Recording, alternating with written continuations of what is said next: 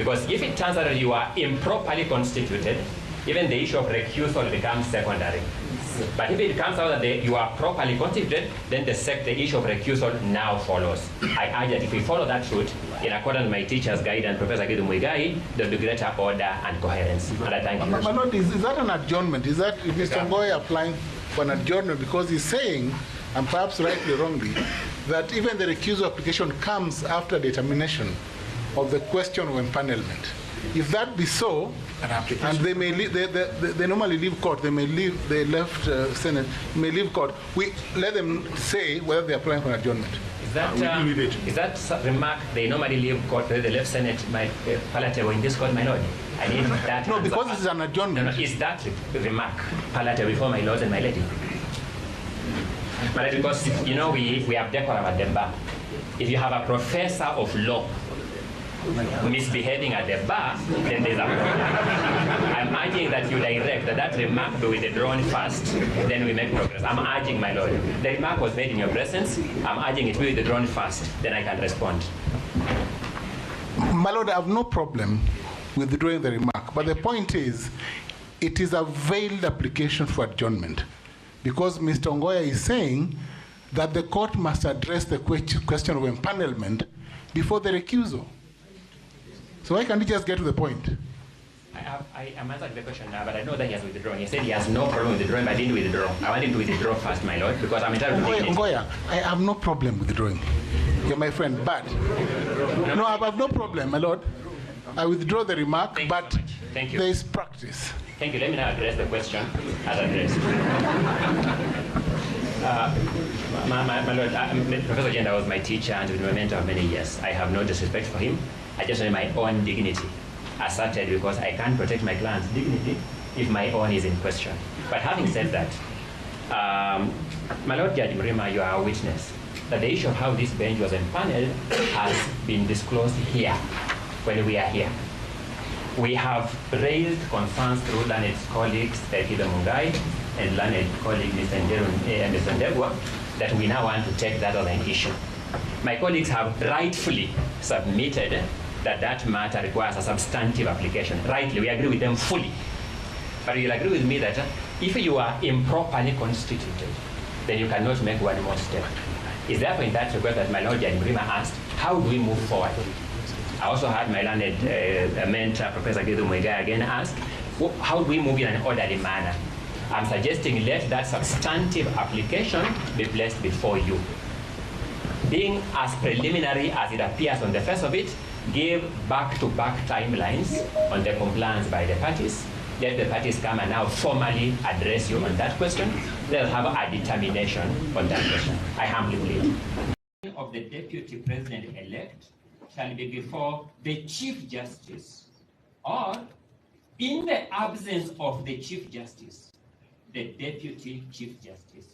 And in fact, another very clear stipulation of our Constitution of what the Chief Justice can do and what will happen in the absence of the Chief Justice. Then we go to Article 165, Clause 4. I want to emphasize one thing, my lord, my lady. You note that Article 141, Clause 4, Article 148, Clause 4 come before Article 165, Clause 4.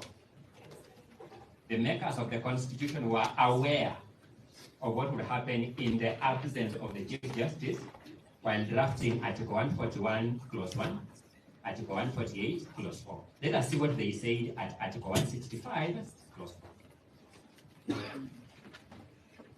They said, and I quote, that any matter certified by the court as raising a substantial question of law under Clause 3B or D shall be heard by an even number of judges, being not less than 3, assigned by the Chief Justice. Full stop. I'm always encouraged by an article my mentor, Professor Gidu Muigai, wrote many years ago called Political Jurisprudence or Neutral Principles. Another look at the problem of constitutional interpretation. And Professor Gidu Muigai makes an important argument that decisions of constitutional courts must be formulable in such a manner that they would apply coherently to all subsequent cases of similar facts.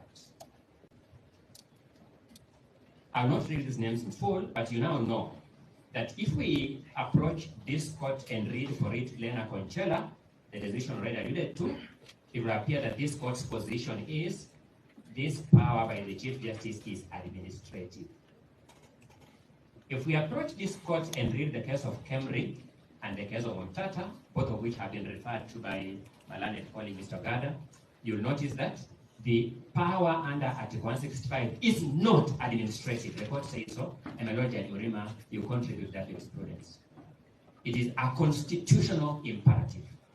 I think my teacher, Professor Gidu Mwiga, would frown at that in jurisprudence as being political jurisprudence, because then we cannot answer first-year law student coherently. Is it administrative or is it not? We will find it difficult to answer it. Fortunately for you, as judges sitting here, you are not bound by those previous decisions, and you must come to the correct interpretation of the law in a manner that would address similar cases in the future coherently and without subjecting the judiciary to possible embarrassment. So then you will have to go and read what the two cases say, Kemri and Omtata, constitutional imperative, and what Conchella says, administrative. But then you look at the eventual verdict in Conchella, even when they say it's administrative, they set out the preconditions for that. And the question you want to answer is this, my lords: have those preconditions even been met, assuming even that you take it by administrative, for the Deputy Chief Justice to take up the tools of constituting a bench? Because that's a limited question that we are here to address and to guide this court. I make an argument that none of those grounds has been met. For example, we sat in this court in the morning, and I know this question will arise subsequently when we deal with the application for recusal, where my lords say, no, in the virtual courts, in the virtual system, we can sit on anywhere. I'm trying to paraphrase it, my lord, so if I get one word wrong, it's not for any ill intention. We can sit at any time. We can sit from anywhere. We can sit on any day. So that, can the Chief Justice, for example, be virtually absent? Is it possible that the Chief Justice of Kenya distinguishes herself as the first person to be absent virtually? Wherever she is, at home, in Europe, in Asia, in Australia, Kenya, whatever it is, can she be absent virtually? The answer is an emphatic no. That in the virtual space, it is difficult to justify absence. Is the Chief Justice disabled? At least, it has not been suggested by the applicant, nor the respondent, that the Chief Justice is disabled. And therefore, even looking at the Conchella decision, none of the preconditions cited there to justify the leave of administrative has been met. In which case, the Deputy Chief Justice has no basis upon which she could have taken up the charges to constitute this bench. In a virtual court, my lords, and we must be very careful about this, because I kept asking myself this morning, I've never been a judge, maybe one day I will be, maybe not, how uncomfortable it would be to sit as a judge when you perceive that some of the parties believe are uncomfortable with you. It must be a very frustrating situation to find oneself in, and my sympathies go to all judges who find themselves in those circumstances. That's why I need this argument. But the interface between litigants and the judiciary in this technology space is the CTS, the e-filing system. There are no directions from the Deputy Chief Justice in the e-filing system that we are interacting with. None whatsoever. Is the judiciary immune from the principle of transparency and accountability?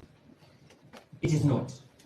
If the Deputy Chief Justice makes such a consequential move as taking up the powers vested expressly in the Chief Justice, that's a matter she must, number one, expressly disclose by lodging it in the CTS for us to interact with. Number two, provide reasons for taking up that role in that direction. We ought to have seen a decision saying, for the following reasons, I take up this role of the Chief Justice, then proceed to give direction. In the absence of that step, my lords,